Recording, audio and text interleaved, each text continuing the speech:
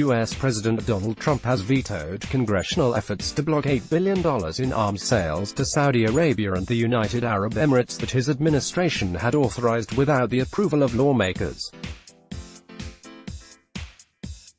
Wednesday's vetoes come after both the Senate and the House of Representatives passed resolutions to halt the arms deals. The State Department bypassed Congress to push the sales through by declaring an emergency, citing growing tensions with Iran. The Senate will vote within the next few days on whether to override Trump's veto, Majority Leader Mitch McConnell said. McConnell said the vote would be held before the 2nd of August, when lawmakers leave Washington for a 5-week-long recess. However, the 3 resolutions of disapproval are not expected to garner the 2/3 majority in the 100-member Senate needed to override the veto. Only a handful of Trump's fellow Republicans, who hold 53 seats in the Senate, backed the resolutions when they passed last month. Reliable partner, Trump said blocking the deals would damage the credibility of the United States as a reliable partner. Congress tried to end U.S. support for Saudi Arabia's war in Yemen. Here's how it failed. Read more. This resolution would weaken America's global competitiveness and damage the important relationships we share with our allies and partners, the White House said in a statement late on Wednesday. Congresswoman Debbie Dingell, a Democrat from Michigan, was quick to denounce the veto late on Wednesday, calling on lawmakers to act against it.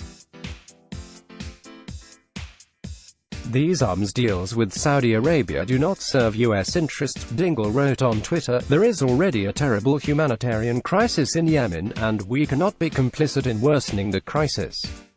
The Trump administration can no longer overstep its authority. Congress must override the veto. U.S. laws give Congress the power to halt major arms sales to foreign countries. The decision to sidestep the legislature caused an outcry on Capitol Hill, where many lawmakers, including some of the president's allies, denounced the questionable use of an emergency declaration. Relationship with Riyadh. The sales were forced through during a time of growing skepticism in Congress toward the U.S. alliance with Saudi Arabia after the murder of Washington Post journalist Jamal Khashoggi and the mounting civilian death toll from the Saudi-led war in Yemen, coupled with anger at Riyadh. Legislators were furious over the administration's failure to follow the normal process for arms sales.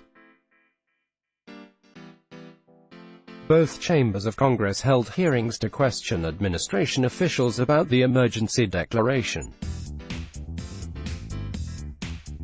Earlier this month, Republican Senator Ted Cruz, a staunch Texas conservative who is close to Trump, decried the State Department's decision to bypass Congress, urging the administration to follow the damn law and respect it.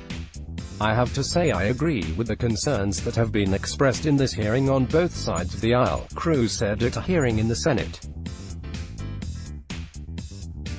Congress has been pushing to hold Riyadh accountable for the death of Khashoggi, who was killed by Saudi government agents at the country's consulate in Istanbul last October. Trump ignored a deadline mandated by the Global Magnitsky Act, a U.S. human rights law, to report to Congress on whether Saudi Crown Prince Mohammed bin Salman was involved in the murder. Earlier this year, Trump also vetoed a congressional resolution to halt Washington's support for the war in Yemen. Let's block ads. Why?